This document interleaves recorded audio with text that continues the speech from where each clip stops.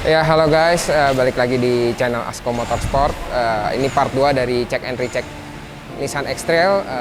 Kita juga mau sharing cara ngecek-ngecek mobil bekas. Yuk kita lihat videonya. Nah, di video part pertama kita udah kasih tahu maksudnya boot as rodanya rusak. Nah, sekarang ternyata setelah diperiksa, dibuka semua baru kelihatan ini boot as rodanya luar dalam rusak. Terus link stabilnya juga rusak.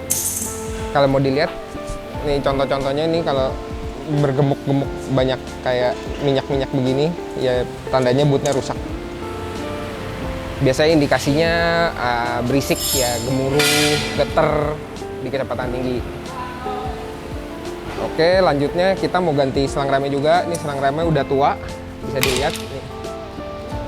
Ini udah belasan tahun ya. Ya ini preventif karena memang mobilnya mau dipakai. Nih selangnya udah mulai kaku, terus agak retak-retak gitu. Agak retak-retak, jadi sekalian diganti, sekalian dibuka. Terus shocknya juga udah dicek, shocknya juga ternyata memang benar lemah. Jadi nanti kita ganti shocknya.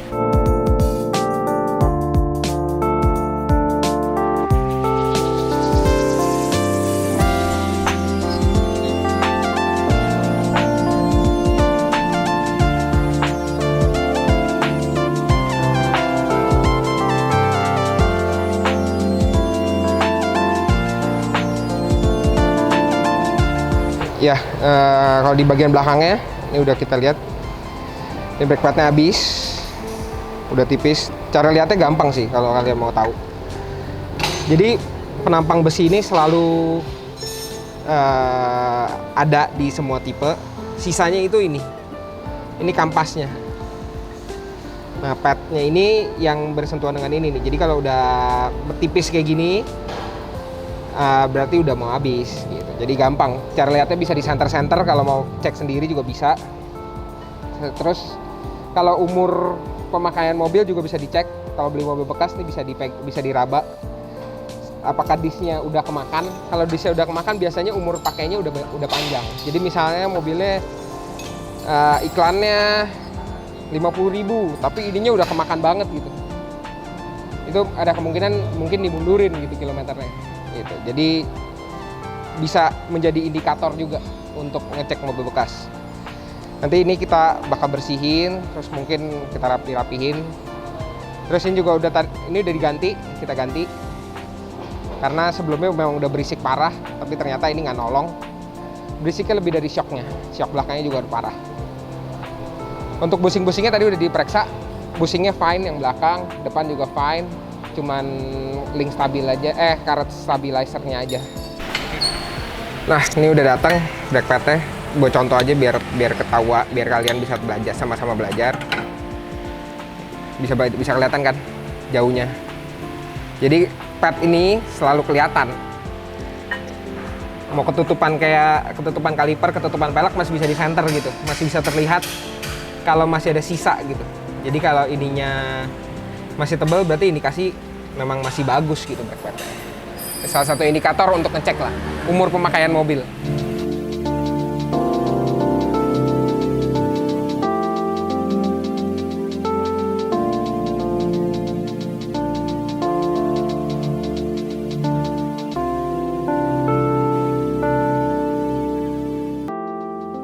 Nah, ini selang rem nanti kita coba ganti pakai yang braided. Jadi sekalian upgrade.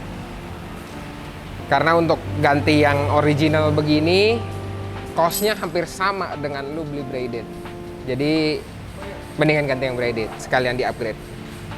Jauh lebih kuat, dan juga feel pedalnya bakal lebih pakem, lebih padat. Karena kalau selang ini kan karet, jadi dia dengan seiring pemakaian, dia panas, dia memuai, membesar. Kalau ini enggak. Jadi sekalian kita perbaikin driving behavior-nya supaya lebih mantap lagi. Dan juga kita nanti pasangin depannya, kita tambahin strut bar. Strut bar ini buat membuat sasisnya lebih rigid. Karena gue ngerasa depannya agak limbung. Belakang kan memang udah diganti dengan Ultra Racing juga. rear stabilizernya, tapi yang depannya gue cari belum dapat front stabilizernya, jadi kita coba strut bar dulu. Di part yang ini nanti kita akan upgrade lagi juga dengan lampunya. Lampunya ini pakai LED Cina, ini kacau banget lampunya. Ntar gue coba cuplikin hasilnya dibandingin sama IPF. Terus mau ganti klaksonnya juga yang suaranya macem apa tahu. Nanti kita lanjut juga, nanti ada penggantian pelek sama ban supaya mobilnya lebih gagah. Oke, stay tune guys.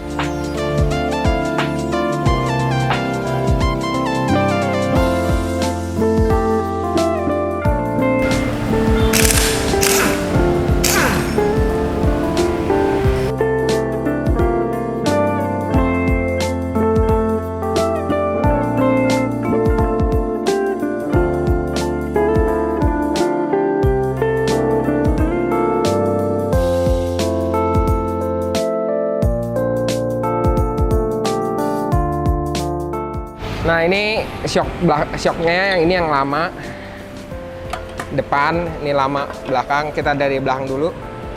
Wah ini udah parah. Ketahuannya dari mana ini udah lembek, terus ini nggak balik sama sekali. Emang udah bunyi-bunyi kan? Gue udah infoin. Ini bagian yang ini yang baru. Harusnya kurang lebih begini. Shock itu harus balik. Ya, seperti itu ya. Terus ini depannya gue bilang udah lemes. Ya ini lembek banget sih memang, tapi dia masih balik. Masih balik. Tapi pelan banget. Ya, tapi belum, itu nggak selalu menjadi jaminan. Kalau dia pelan berarti jelek. Tapi di tag begini nih biasanya. Kita cek. Dari sini udah terasa seperti ada moving, kayak gerak gitu naik turun. Yang ini yang baru.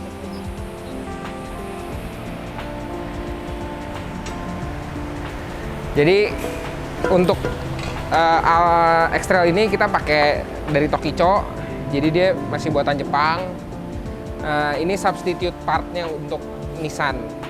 Yang kalau nggak mau beli yang orisinil, bisa cari substitute partnya, ya banyak sih di marketplace juga bisa. Tapi kalau di kita sendiri juga kita bisa menyediakan partsnya. Jadi selain mengganti dengan yang aftermarket, kita bisa juga menggantikan dengan substitute part yang lain gitu. Misalkan request ada yang mau Kayaba atau mau Tokicho bisa gitu. Oke. Ini juga bootnya kita ganti. Ini bootnya juga udah pada rusak. Udah diganti yang baru. Dudukan peret tapi masih bagus. Ya kalau belum nggak rusak nggak usah diganti ya, begini-ginian. Penting nggak penting sih, cuman kalau masih bagus diganti pun ya nggak ada efek gitu. Supportnya juga masih bagus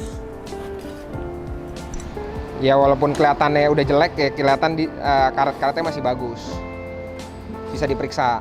Jadi kalau pergi ke bengkel-bengkel mau dilihat kondisi aslinya ya bisa dicek gitu. Oke.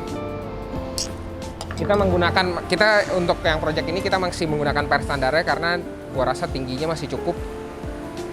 Nanti bakalan dipakein ban yang gede dengan pelek model rally gitu. Jadi stay tune.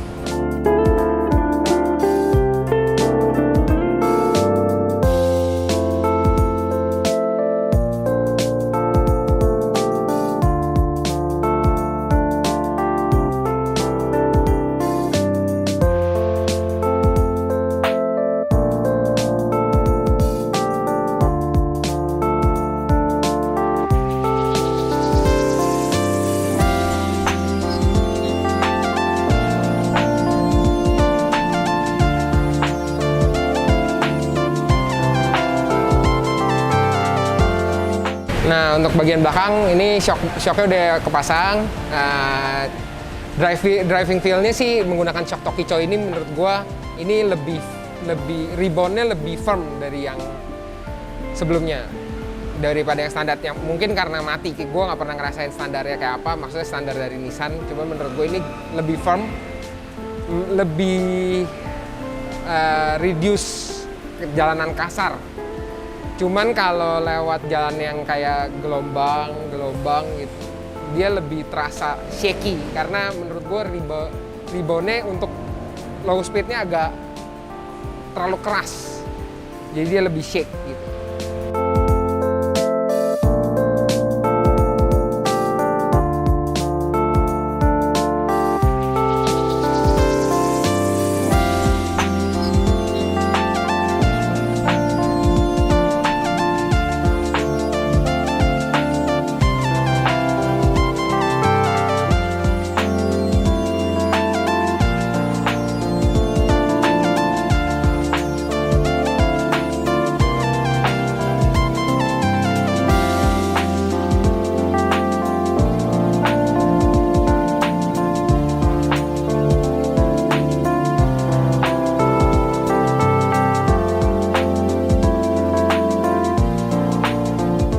Nah, jadi sebelumnya ini gue udah gantiin high day karena lampu standarnya yang halogen bener-bener gelap ya, menurut gue nggak kelihatan apa-apa.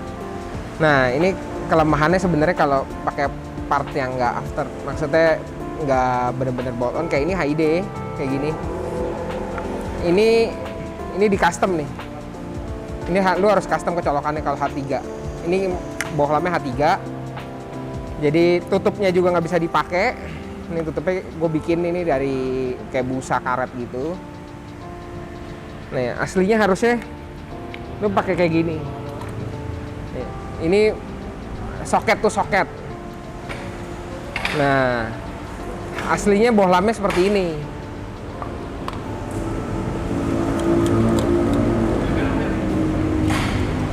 Nih, aslinya kayak gini. Nah, jadi nanti pakai IPF dia bisa plug and play, dicolok ke dalam sini. Colok ke dalam sini. Plus minusnya. Jadi nanti bisa balik soket to soket. Gitu.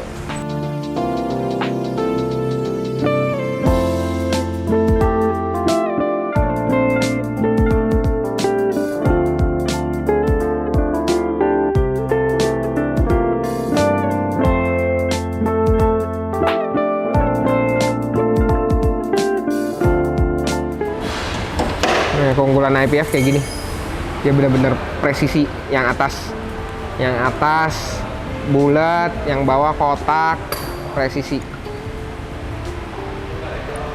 Ya brand lain gue rasa juga ada yang presisi, cuman mungkin terang sinarnya atau apanya. Nah, produk IPF ini yang buatan Jepang boleh diadu.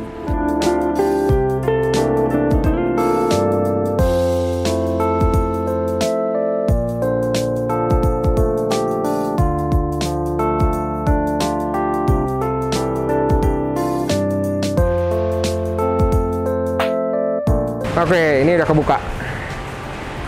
Nih, kemungkinan nih yang bikin dia lampunya tidak benar karena bisa dilihat lampunya posisinya mungkin benar, high beamnya salah. Bisa lihat yang nggak rata. Terus posisi lampunya dia ngadep ke atas.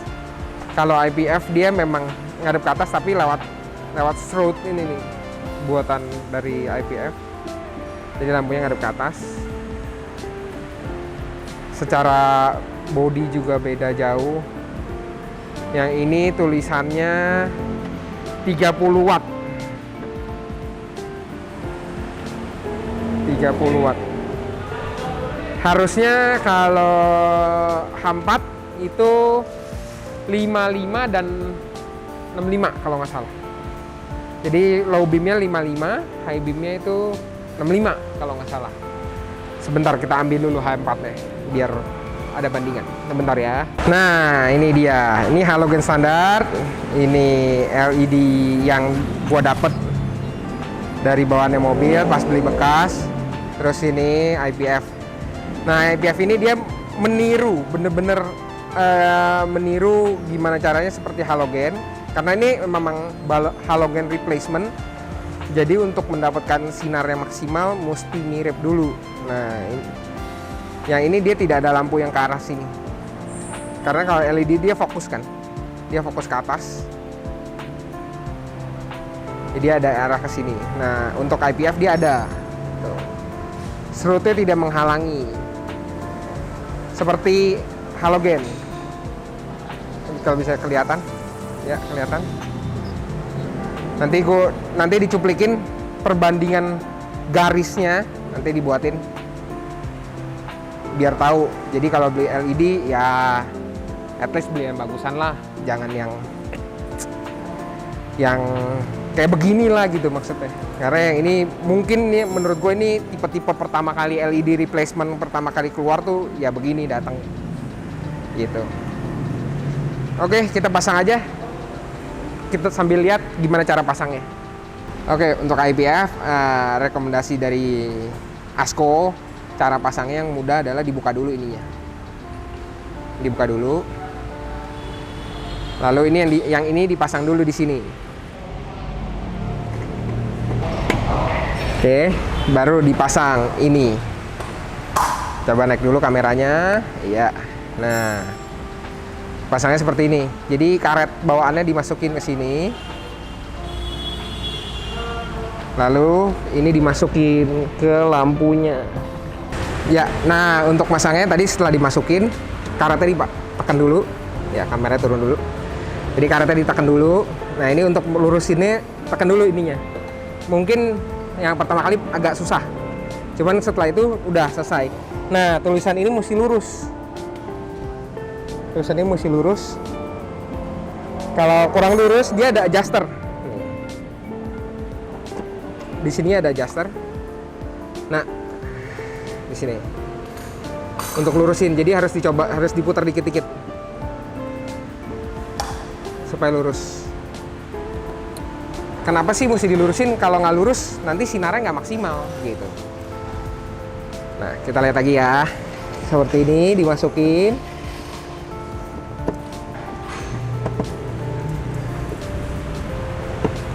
Ya, seperti itu aja. Terus tinggal colokin deh soket bawaan yang dari IPF ke sini tanpa perlu balas, tanpa perlu lain-lainnya. Selesai. Kalau mau rapi ya di insulok kemana atau enggak LCDs juga boleh. Lalu lanjut ke depannya sini. Nah, gue tadi mau jelasin yang di kaca, cuman susah banget ambil videonya. Nah, ini dari sini aja. Nah, jadi tulisan ini mesti lurus nih. Kalau untuk yang H4 ya, tulisan ini harus lurus. Harus lurus. Itu menandakan bodinya lurus. Nah, untuk tulisan IPF-nya, ini kan kalau begini baru rata ya. Kalau teman-teman lihat, ini baru rata kan. Nah, sedangkan untuk pemasangan yang benar, ini harus miring. Bodi tulisan IPF harus miring. Jadi ini lurus, yang ini miring.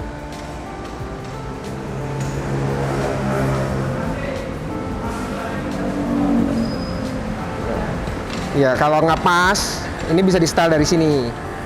Sebentar, kita contohin. Nah, dibuka pakai obeng. Nah, ini bisa diputar.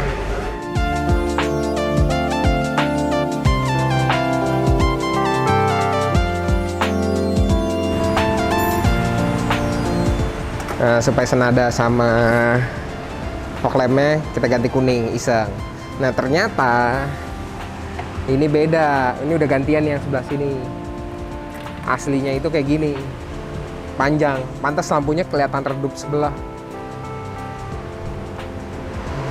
Harusnya ada soketnya. Yang ini udah potong-potongan. Dan lebih pendek. Ntar dilihat ya, kayak apa hasilnya.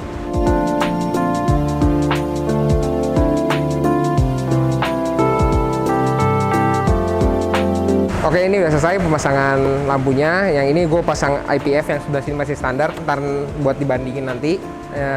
Ini lampu, coba nyalain. Nah, lampu senjanya kita udah ganti ke 2400K sama yang bawah.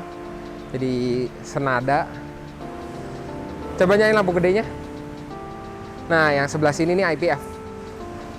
Yang sebelah sini masih yang tadi LED itu. Buat dibandingin ntar malam. Bisa kelihatan nggak video? Ya, ini gue mau nunjukin. Ini contoh lampunya.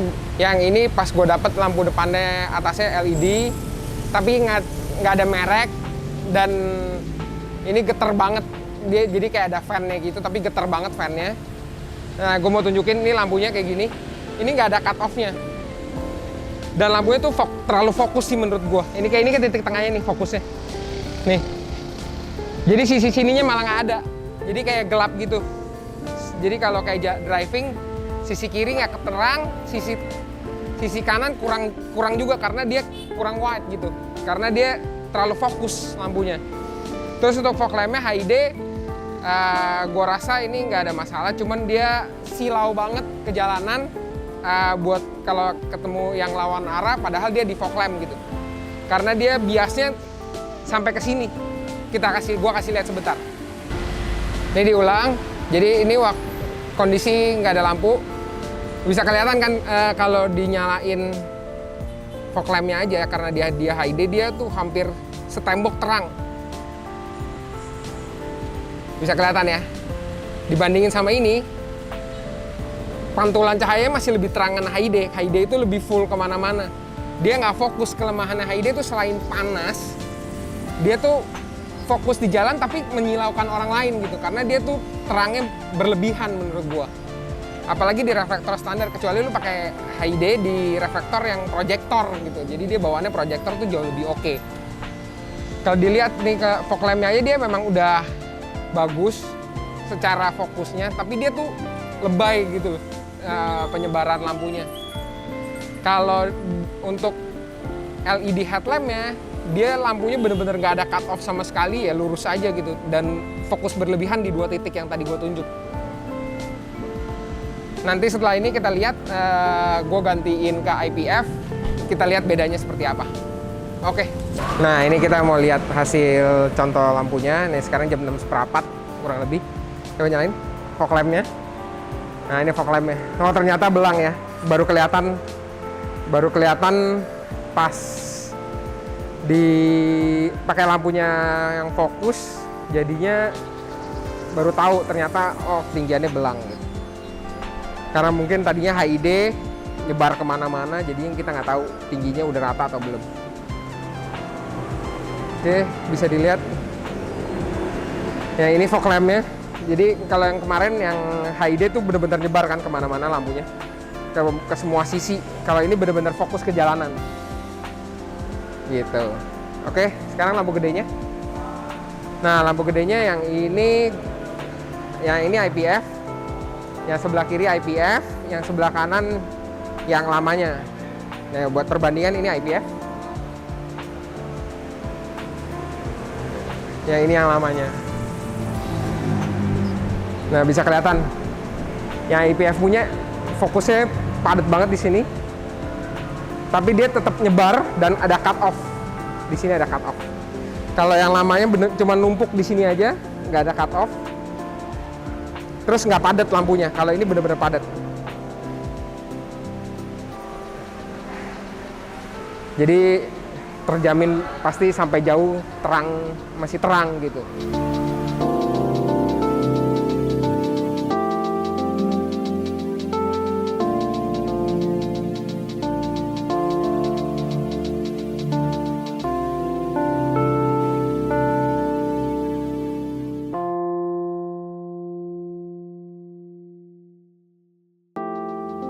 Nah, klaksonnya kita mau ganti. Ini klakson lamanya. Gua rasa ini dia pakai hela.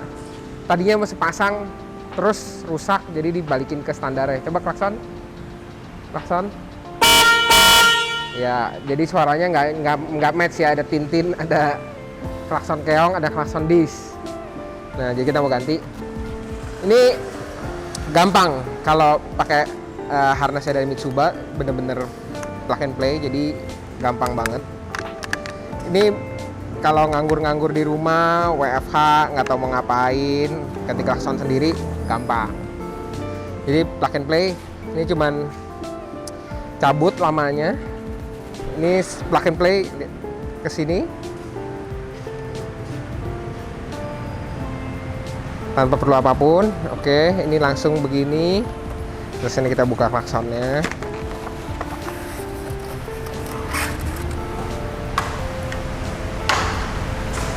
Nah, ini satu lagi dicolok ke groundnya. Jadi kita buka dari sini.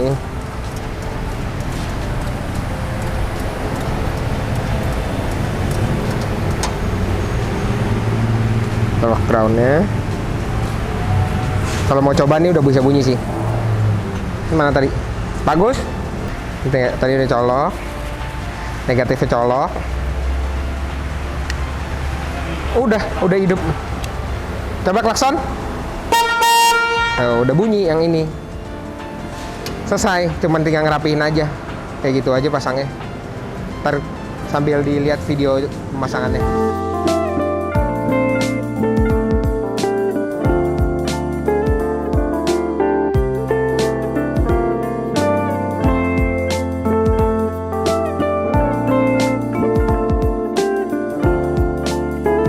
Ayo kita pasang bannya.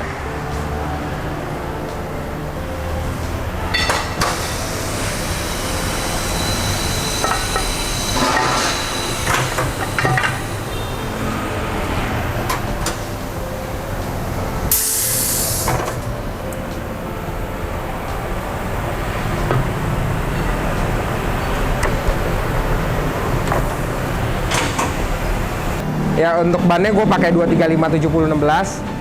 Kenapa gue pakai size ini? Karena size ini lebarnya pas dengan lebar 7 yang kita ganti nanti. Nah ini ada 2 titik ini nih. Orang banyak yang bingung, maksudnya buat apa sih nih titik-titik begini nih? Sebenarnya titik ini untuk nandain secara mudahnya ya. Titik ini tuh mesti dipasang dekat pentil. Kenapa dipasang dekat pentil? Ini maksudnya dari pabriknya udah dibalance. Jadi bannya secara keseluruhan udah dibalance. Jadi titik kuning ini adalah penentu di mana titik penempatan dari pentilnya.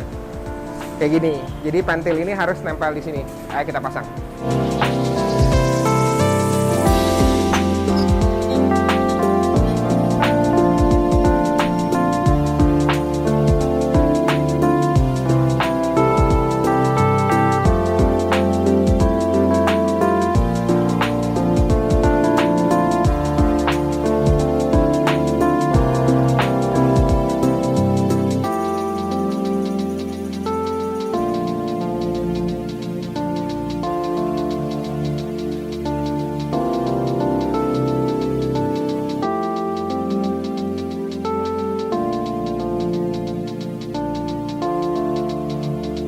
Nah jadi kayak gini, titik ini sama ini sejajar. Tujuannya apa sih? Ini mempermudah pas waktu balancing dan membuat timahnya tuh berkurang. Jadi karena factory udah nyesuain, pelak juga pasti nyesuain. Jadi nanti waktu balance-nya itu bikin angkanya nggak perlu terlalu banyak.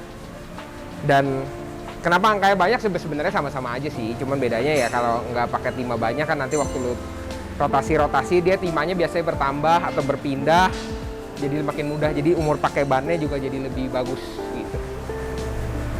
Oke, kita turunin.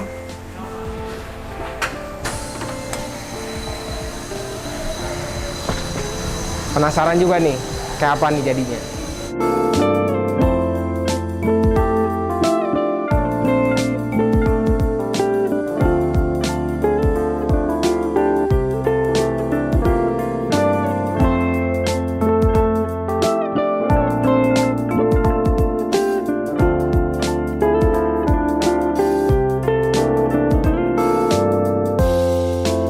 Nah biasa tuh orang kalau pakai Bernate ininya bisa sampai 100, 150. Mungkin penyebab utamanya ya nomor 1 tadi penempatan timbangan beratnya sama kondisi bannya. Banyakan tuh ban BFG yang paling banyak timahnya banyak tuh banyakan ban BFG. Kita juga belum tahu kenapa. Cuman ada juga yang kita pernah juga pasang BFG nggak banyak timahnya juga pernah. Mungkin ya ini penempatan ininya lebih pas. Karena BFG itu nggak ada sama sekali. Titik-titik ini nggak ada. Kayak gini.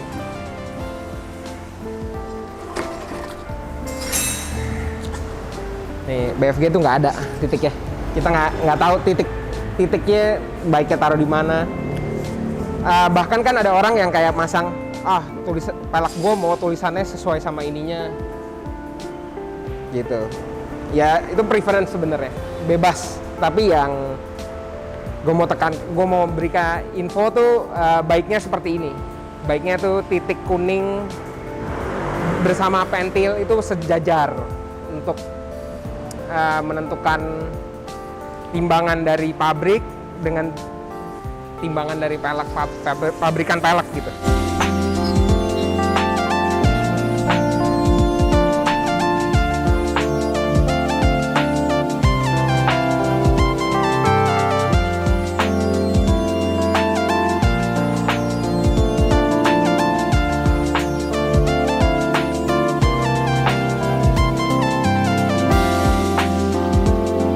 Oke, ini udah kepasang bannya.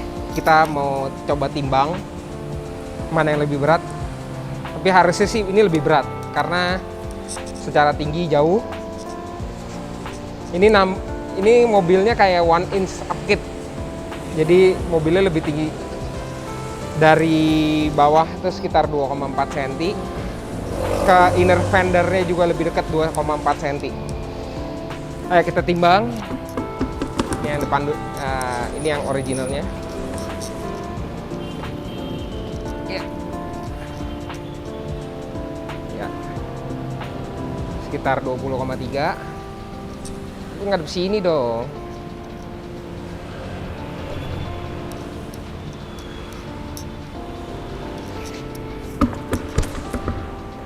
Ini yang barunya.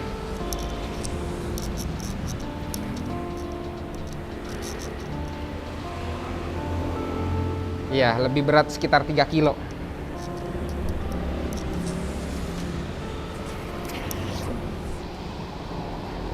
Oke, ini peleknya udah kepasang. Gue pakai ini spek peleknya 167 ET25. Sebelumnya standarnya 6,5 ET38. Bannya gue pakai 235 70 16. Sebelumnya 215 65 16. Berarti kurang lebih naik 2 size secara lebar dan secara tinggi. Nah, namanya modifikasi pasti ada masalah. Ini ada masalah karena gue gedeinnya terlalu gede. Ini mentok ke ruang fendernya. Nah, nanti gue lagi mau coba cari cara ini gimana caranya. Tapi so far ini mestinya nggak akan ada masalah berarti lah, maksudnya ringan-ringan. Nah, problem berikutnya adalah gue mau pakai dop. Ini udah dapat dopnya. Dopnya seperti ini. Nah, tapi ini center maju dulu. Karena ini front wheel drive, dia pakai ada as roda di sini. Nah, as roda ini sering jadi masalah, rata-rata orang yang mau pakai dop tuh selalu terkendala gara-gara as roda. Nah, ini mestinya kan pakainya kayak gitu. Jadi kita harus custom nanti. Jadi gue sekalian bikin centering baru yang bisa masukin dop roda. Nanti kurang lebih jadinya kayak gini. Konus. Jadi ini nanti centering yang ke pelek, ini centering yang dalamnya ke hub mobil. Jadi ini luarnya bisa pasang dop. Gitu. Nah, kurang lebih kayak gini jatuhnya. Nah, ini ada PR berikutnya. Ini gue emang request besar 73,1. Sedangkan ekstra itu 66,1. Tujuannya gue pikir memang bisa pakai dop gitu, tapi ternyata ada as roda di depannya. Nah, gue kepikiran bikin pakai kayak gini. Terus gue punya ide dari Wedge, kan Wedge bikinnya seperti ini ya, kayak begini. Nah, kita replicate. Nah, jadinya kayak gini.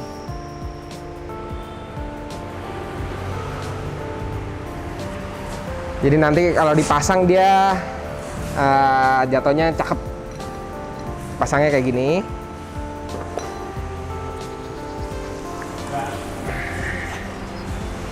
Nah, ini karena ini udah built-in jadi centering jadi satu, jadi agak seret nih memang. Oh, seret. Ya, kurang lebih seperti itu. Gue mesti ketok dulu ininya. Nanti hasil akhirnya setelah terpasang di mobil bisa kalian lihat. Bukan belum mantap kalau belum pakai dop.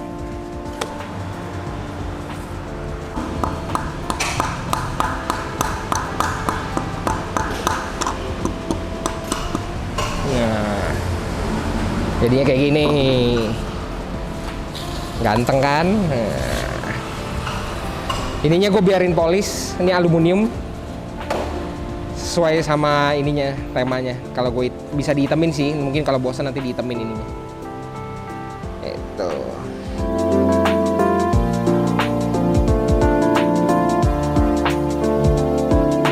Nah, ini mentok di sini. Kita coba modifikasi lah, panasin sedikit sama mentok di sini.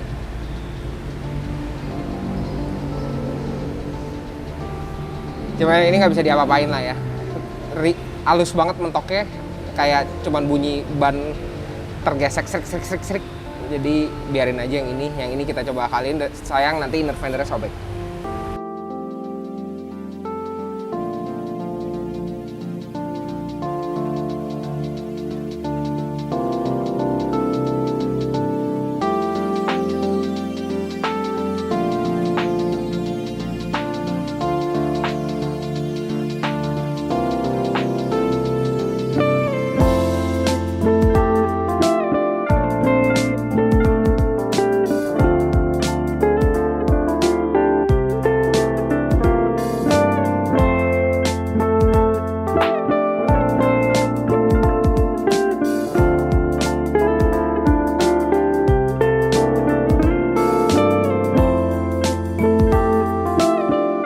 Ya, oke. Tadi udah lihat ya pemasangan pedalnya.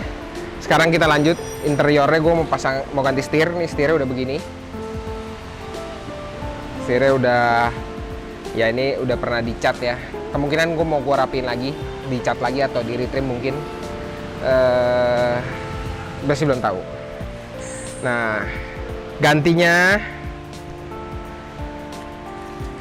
Kebetulan dulu gue udah pernah ambil Serena, jadi ini sama Serena, aku udah punya. Ini Works Bell Jepang, dia udah dapet canceller untuk airbagnya, jadi airbag sebelahnya berfungsi dengan sempurna tanpa ada gangguan. Kita ganti pakai setir yang bekas dari Honda Jazz gua zaman dulu, pakai Nardi klasik. Oke, nah ayo dilihat. Nah, untuk penggantian setir ini, nomor satu tuh yang udah ada airbag pasti ada ini, namanya clock spring. Nah, pas pembukaan ini jangan sampai keputer. Kalau keputer biasanya ntar rusak lock springnya, atau di beberapa tipe yang kayak mobil yang udah cukup sensitif kayak RX-8, ini mempengaruhi steering angle positionnya. Jadi kalau steering angle positionnya error, dia bisa nyala. Jadi bacanya mobilnya tidak lurus, traction controlnya bisa jadi nyala, engine checknya bisa ikutan nyala. Ini mempengaruhi sekali kalau di mobil-mobil yang emang sensitif ya. ini jadi kita pakai selotip kertas, tutup. Nanti kita pasang yang ini. Ini udah dapat buat klakson, terus buat airbag. Dapat mur baru. Jadi saran kita kalau beli boss kit ya jangan sembarangan. Ya ada fungsinya. Kenapa dibuat khusus per mobil, bukan di custom. Ya memang sebenarnya bisa, tapi ya harus sempurna lah gitu, nggak boleh sembarangan. Takutnya mempengaruhi kinerja dari airbag sebelahnya. Kita nggak mau dong sini nggak pakai airbag, situ juga tetap nggak mau ada airbag gitu. Jadi ayo kita tonton cara pemasangannya kayak apa. Nah, ini kan posisi awal kita buka setirnya, ini di top. Ini posisinya pas nih. Nah, ini posisinya masih pas. Jadi ini memang plug and play untuk T30 Serena C24. Ini 100% plug and play. Jadi ini juga ada tempat buat simpennya lagi. Nanti airbagnya bisa disimpan di dalam sininya. Klaksonnya juga berfungsi dengan sempurna juga. Oke, pasangnya kayak gini. Nanti ganti bautnya. Baut lamanya kayak gini. Dia udah jadi satu. Kalau yang ini dapat terpisah.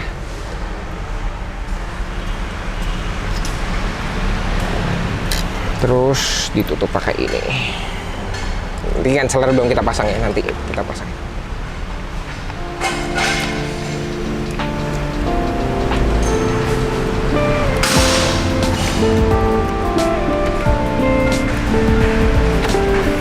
Ya, kurang lebih seperti itu. Terus nanti setirnya di sini. Iya. Cara ini harus dicabut dulu kali ya, bekas Jazz, bekas Honda mungkin. Oke.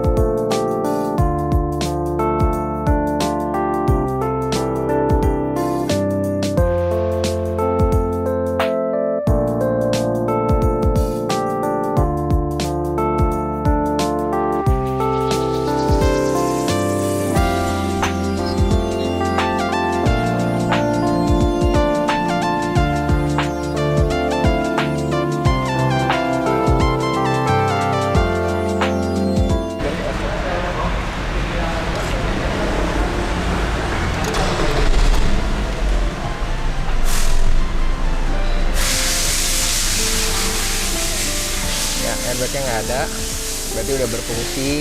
Jadi airbag yang sebelah kiri ini udah berfungsi.